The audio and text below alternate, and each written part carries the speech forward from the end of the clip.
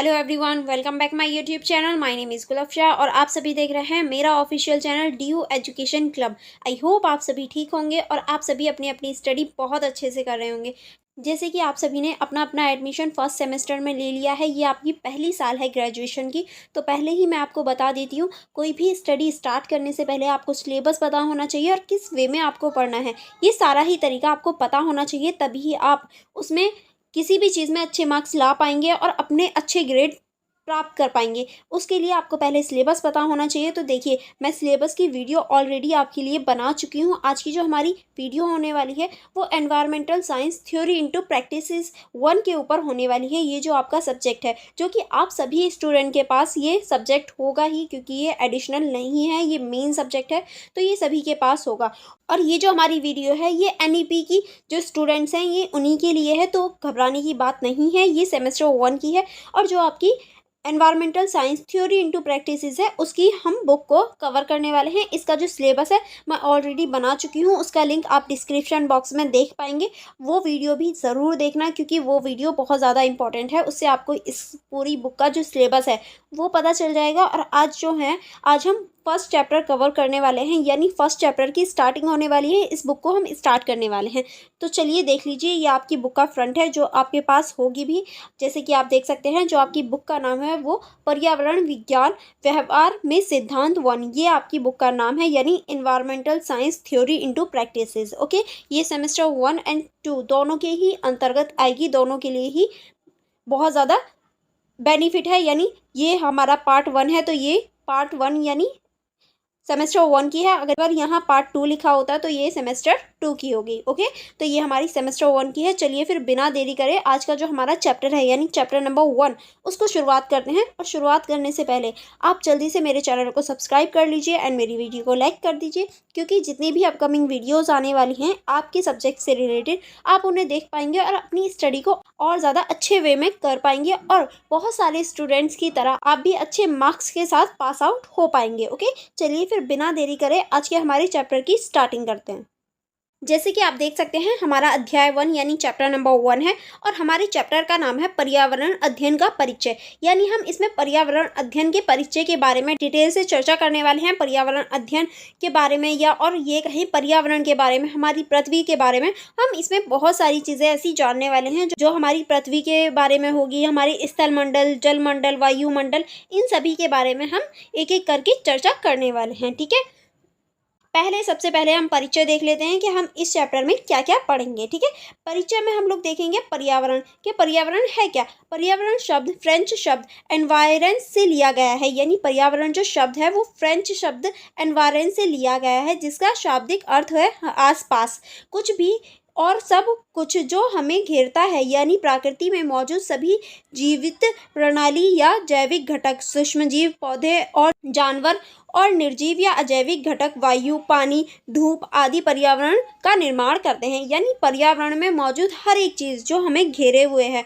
हमारे आसपास मौजूद है, चाहे वो सजीव हो, निर्जीव हो और जैविक हो, अजैविक हो, सारी ही चीज़ें, ये सारे ही जो घटक हैं वो पर्यावरण कहलाते हैं। 1968 का पर्यावरण संरक्षण अधिनियम पर्यावरण को परिभाषित करने का कार्य करता है। यानी 1968 का जो पर्यावरण संरक्षण अधिनियम है वो पर्यावरण को परिभाषित करने का कार्य करता है। पर्यावरण में जल, वायु और भूमि शामिल है। पर्यावरण में सारी ही चीज़ें शामिल हैं। देखिए, जल भी, वायु भी और भूमि भी, यही तीनों चीज़ें हमारी पृथ्वी को बनाती हैं। तो पूरी ही जो हमारे आसपास की चीज़ें हैं वो सभी पर्यावरण के अंतर्गत आ जाती हैं। ठीक है, नेक्स्ट अब हम देखेंगे जैविक और अजैविक घटकों के बीच पारस्परिक क्रिया एक आत्मक पारिस्थितिकी तंत्र और ग्रह पृथ्वी और स्थायी जीवन की ओर ले जाती है। हमें सभी बुनियादी वस्तुओं और सेवाओं, स्वच्छ हवा और पानी, भोजन, चारा, दवाइयाँ, उद्योगों के लिए कच्चा माल, पर्यटक आदि पर्यावरण से प्राप्त होता है। यानी हम कह सकते हैं जो भी हमारी सुविधा है,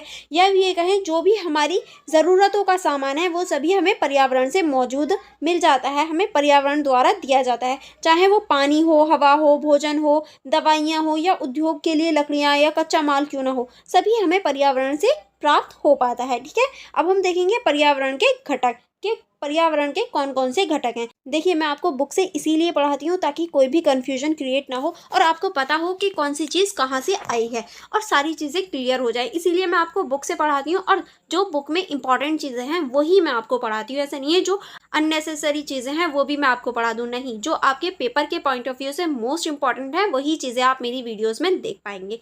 अब हम पर्यावरण के घटकों के बारे में चर्चा करेंगे कि पर्यावरण के घटक कौन कौन से हैं।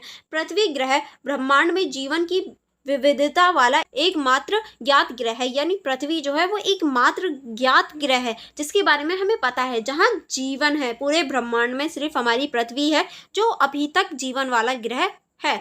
और भी होंगे तो हमें अभी नहीं पता, पर जिसके बारे में हमें ज्ञान है वो सिर्फ पृथ्वी है। ग्रह पर जीवन केवल जैविक और अजैविक घटकों के बीच इस तरह से स्वस्थ बातचीत के कारण संभव हो सकता है, यानी जैविक और अजैविक दोनों घटकों की सहायता से ही पृथ्वी पर जीवन संभव है।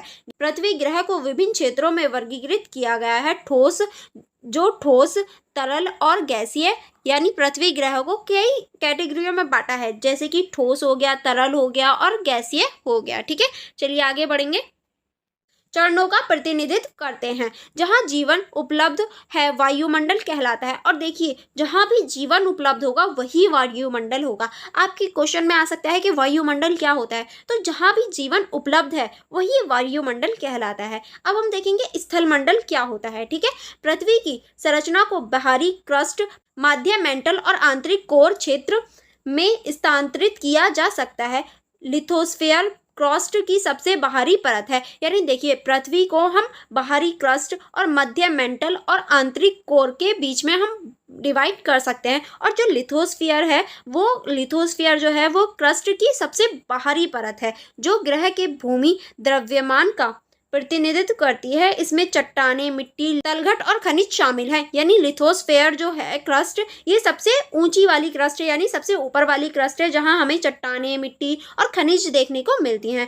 विभिन्न भूभागीय संरचनाएं या भू आकृति जैसे उच्च पहाड़, पठार, गहरी घाटियां और समुद्र तल स्थलमंडल की सतह पर आसमान बनते हैं। यानी देखिए, स्थलमंडल की जो सतह होती है वहां पर हम पठार, पहाड़ और गहरी जो घाटियां, समुद्र हैं, ये सारी चीजें देख सकते हैं। माउंट एवरेस्ट लिथोस्फीयर में उच्च बिंदु है, यानी माउंट एवरेस्ट जो है वो लिथोस्फीयर का सबसे उच्च बिंदु है। लिथोस्फीयर यानी जो हमारी ऊपर वाली सतह होती है ना पृथ्वी की, जिसमें हम रहते हैं, वो लिथोस्फीयर है। और लिथोस्फीयर पे ही तो माउंट एवरेस्ट है। माउंट एवरेस्ट वहीं तो है जहां हम लोग रहते हैं। और माउंट एवरेस्ट पूरी दुनिया का सबसे ऊंचा पहाड़ है, तो लिथोस्फीयर का भी सबसे ऊंचा बिंदु हुआ ना। ज्वालामुखी विस्फोट और जैव भू राजनीतिक चक्र जैसी विभिन्न भूगर्भीय प्रक्रियाएं स्थलमंडल में होती हैं। और जो ज्वालामुखी विस्फोट है और भू जैविक रासायनिक जो चक्र वगैरह होते हैं वो सभी भूगर्भीय यानी स्थलमंडल में पाए जाते हैं, स्थलमंडल में ही होते हैं। स्थलमंडल में विभिन्न स्थलीय पारिस्थितिकी तंत्र जैसे वन, घास के मैदान, रेगिस्तान आदि पाए जाते हैं। और जो स्थलमंडल होता है उसमें ही जो घास के मैदान हैं और जो हमारे वन है और रेगिस्तान है वो सभी स्थलमंडल में पाए जाते हैं जहाँ पर हम लोग रहते हैं। ठीक है, ये आप देख सकते हैं, ये हमारा स्थलमंडल का पूरा चार्ट पेपर आपको बनाकर दिखाया गया है पूरी पृथ्वी का, ताकि आपको अच्छे से समझ में आ जाए। ठीक है, अब हम देखेंगे जलमंडल के जलमंडल क्या होता है। हाइड्रोस्फीयर ठोस, तरल और गैसीय चरणों के बावजूद ग्रह पर जल द्रव्यमान का प्रतिनिधित्व करती है। जलमंडल पृथ्वी के कुल सतह क्षेत्र का लगभग 3/4 भाग है। यानी देखिए, जो जलमंडल है वो पूरी पृथ्वी का 3/4 भाग जो है वो जलमंडल कहलाता है, जिसमें ग्रह की कुल जल सामग्री लवण की बहुत उच्च सांद्रता का 97% शामिल है। लवण वाला जो जल है वो हम कह सकते हैं 97% है। लवण वाला जल यानी समुद्र वाला जल, जिसे हम पी नहीं सकते, उसमें लवण की मात्रा बहुत ज़्यादा होती है। आपने भी सुना होगा समुद्र का पानी बहुत ज़्यादा खारा होता है, क्योंकि उसमें लवण की मात्रा बहुत ज़्यादा अधिक होती है। और जो शेष 3% जल संसाधन ग्लेशियर, नदियों, झीलों, तालाबों और आदि के रूप में मौजूद है। और जो 3% जल है वही हम पी सकते हैं, जो कि हमारा ग्लेशियर, नदी, झील, तालाब आदि के रूप में मौजूद है। पृथ्वी पर जल संसाधनों का वितरण किस तरह से किया गया है यह आप इस चार्ट के माध्यम से पूरी अच्छी तरीके से समझ सकते हैं। ठीक है, चलिए आगे बढ़ते हैं। आगे हम देखेंगे वायुमंडल क्या है। गैसीय मिश्रण की पतली परत जो पृथ्वी ग्रह को ढकती है वायुमंडल कहलाती है। यानी वायुमंडल जो है वो एक ऐसी पतली परत है जो हमारी पूरी पृथ्वी को घेरे हुए है। जल व वाष्प की मात्रा, वायु द्रव्यमान का घनत्व और वायुमंडलीय दाब ऊंचाई में वृद्धि के साथ तेजी से घटता है। ठीक है, चलिए आगे बढ़ते हैं। अब हम देखेंगे ऊंचाई के साथ तापमान के परिवर्तन की दर को ह्रास दर कहा जाता है। यानी ऊंचाई के साथ जैसे जैसे तापमान में कमी आती है उसे ह्रास दर कहा जाता है। वायुमंडल में प्रमुख 4 परतों में स्तरीकृत किया गया है। यानी वायुमंडल को हमने 4 वर्गों में बांटा है। जहां तापमान घटता है उसे नकारात्मक ह्रास दर और जहां बढ़ता है उसे सकारात्मक ह्रास दर कहा जाता है। ठीक है, चलिए आगे बढ़ते हैं। अब हम देखेंगे शोभमंडल। इस परत की ऊंचाई भूमध्य रेखा पर 16 किलोमीटर से लेकर ध्रुव पर 8 किलोमीटर तक भिन्न होती है। वायु राशि का सर्वाधिक प्रतिशत इसी क्षेत्र में पाया जाता है। ठीक है, अब हम देखेंगे समताप मंडल के समताप मंडल क्या होता है। परत में तापमान शोभ सीमा -560 सेल्सियस से समताप स्तर -20 सेल्सियस तक बढ़ना शुरू हो जाता है, क्योंकि ऊपरी समताप मंडल की परत वाले ओजोन O3 और सौर विकिरण को अवशोषित कर लेते हैं और तापमान बढ़ जाता है। इस क्षेत्र में ओजोन परत हानिकारक यूवी विकिरणों, विशेष रूप से यूवी विकिरण 280 nm से 350 nm को अवशोषित करती है, जिसके कारण पृथ्वी की सतह पर जीवन संभव है। यानी देखिए जो हमारा समताप मंडल है ये जो हमारी ऊपर वाला भाग है, यानी जो हमारे वायु वाला भाग है, या ये कहें पृथ्वी के ऊपर वाला जो भाग है वहाँ समताप मंडल स्थित होता है। और यहाँ हमारी ओजोन परत होती है जो कि पृथ्वी पर जो हानिकारक गैसेज होती हैं उनको आने से रोकती है। जब भी हमारी पृथ्वी पर जो जीवन संभव है वो इसी वजह से हो पाया है। हालांकि ओजोन क्षयकारी पदार्थ जैसे क्लोरोफ्लोरोकार्बन CFC की उपस्थिति के कारण ओजोन परत का तेजी से क्षरण हो रहा है। यानी हम कह सकते हैं जो क्लोरोफ्लोरोकार्बन है उसकी वजह से जो हमारी ओजोन परत है वो बहुत जल्दी से उसकी जो ह्रास है, या फिर ये कहें उसमें जो गिरावट है वो बहुत ज़्यादा आती जा रही है, जिसकी वजह से बहुत ज़्यादा परेशानी देखने को मिलती है। ठीक है, देखिए ये जो है ये हमारे वायुमंडल की परत और अक्षांश के साथ तापमान का परिवर्तन देखने को मिलता है। यह आपको वायुमंडल की परतों के बारे में बताया गया है। ये वो क्षेत्र है जहां हम रहते हैं, फिर उससे जो हमारी वायुमंडल में परतें बनाई गई हैं ये उसको दिखाता है। आई होप आपको ये सारी चीज़ें अब तक समझ में आ गई होंगी। अगर आपको कोई डाउट हो तो आप मुझसे कमेंट बॉक्स में पूछ सकते हैं। नेक्स्ट हमारा टॉपिक स्टार्ट होता है मेसोस्फीयर। अब हम मेसोस्फीयर को देखेंगे। तापमान फिर से कम होने लगता है और परत की ऊपरी सीमा यानी मेसो 5 पर -960 सेल्सियस तक पहुंच जाता है। हवा का घनत्व बहुत कम है और इस क्षेत्र में पाई जाने वाली महत्वपूर्ण रासायनिक प्रजातियां O2+ और NO+ हैं, जो सौर विकिरण को अधिक अवशोषित नहीं करती हैं। यह इस क्षेत्र में परिवेश के तापमान में गिरावट का कारण है। यानी ये जो है ये जो हमारा परिवेश होता है उसमें गिरावट का कारण भी बन जाता है। नेक्स्ट है हमारा थर्मोस्फीयर। अब हम देखेंगे थर्मोस्फीयर को। इस परत में आयनिक ऑक्सीजन परमाणु और अन्य आयन शॉर्ट वेव और विकिरण को अवशोषित करती हैं, जो इस परत में तापमान को -90-60 सेल्सियस निचली सीमा से 12,000 सेल्सियस ऊंची परत तक तेजी से बढ़ाती हैं। यानी जो हमारी थर्मोस्फीयर है ये जो तापमान है उसको बढ़ाने का कार्य करती है। देखिए ये सारी ही हमारे वायु में या ये कहें वायुमंडल में मौजूद होती हैं, सारी ही परतें हैं। ठीक है, चलिए फिर आगे बढ़ते हैं। जैसे कि आप ये चार्ट पेपर भी देख पाएंगे और ये हमारे बायोस्फीयर का चित्र आपको दिखाया गया है। ठीक है, अब हम देखेंगे जीवमंडल कि जीवमंडल क्या होता है।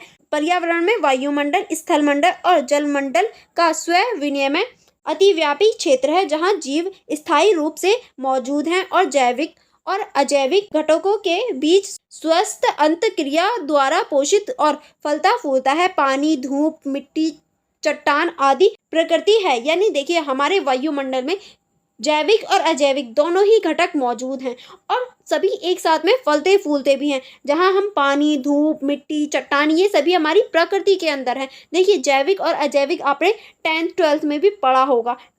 अगर आगे नहीं पढ़ा होगा तो 10th में तो डेफिनेटली आपने पढ़ा ही होगा।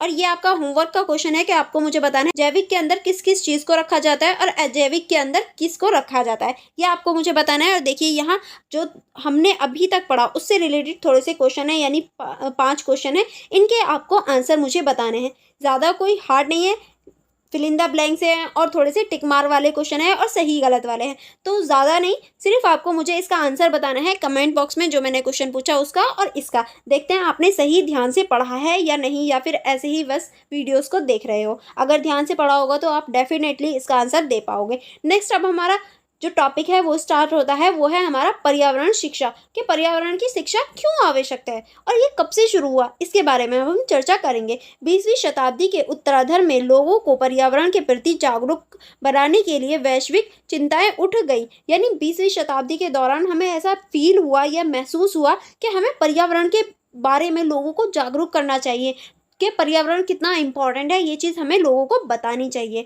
यह वह समय था जब पर्यावरण शिक्षा के लिए अलग अलग पाठ्यक्रम तैयार करने और एक स्वतंत्र और बहु विषय अनुसंधान स्थापित करने की सिफारिश की गई, और इसी टाइम पे पर्यावरण को एक विषय के रूप में स्वतंत्र रूप से लॉन्च करने या फिर कहें कि सामने लाने की बात की गई कि हाँ, पर्यावरण के बारे में भी लोगों को बात करनी चाहिए, उसके बारे में पढ़ना चाहिए, जिससे आमतौर पर पर्यावरण विज्ञान का अध्ययन कहा जाता है। और इसी चीज़ को पर्यावरण अध्ययन या ये कहें पर्यावरण विज्ञान या पर्यावरण अध्ययन कहा जाता है।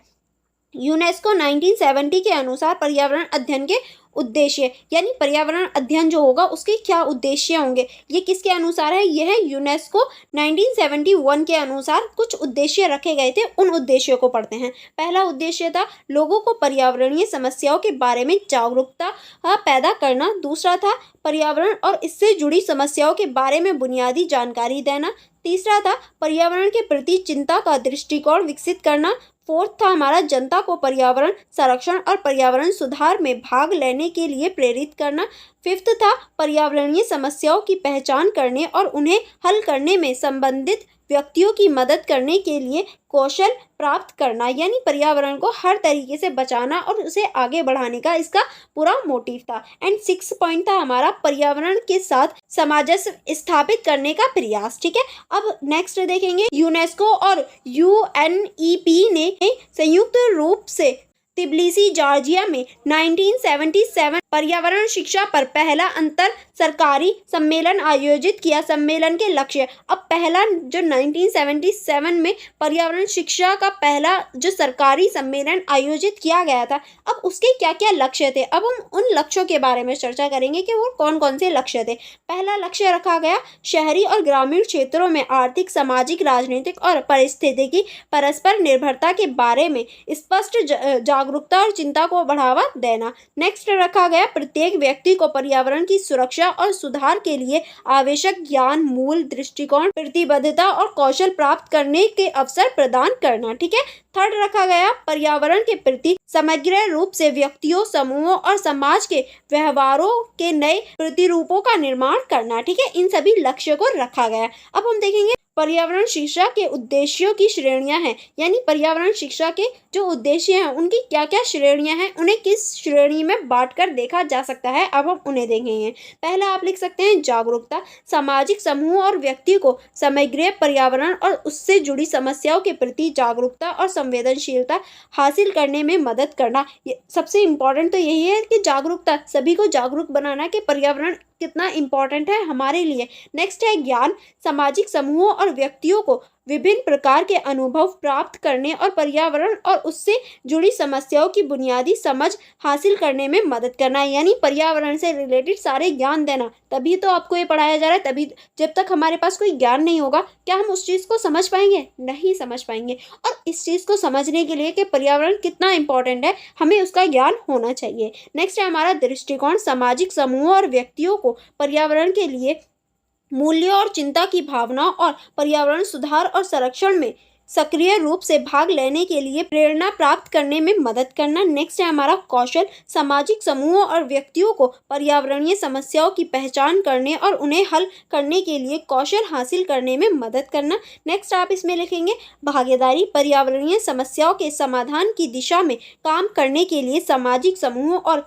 व्यक्तियों को सभी स्तरों पर सक्रिय रूप से शामिल होने का अवसर प्रदान करना। ठीक है, अब हम देखेंगे भारत में पर्यावरण शिक्षा कि भारत में पर्यावरण शिक्षा कब शुरू हुई।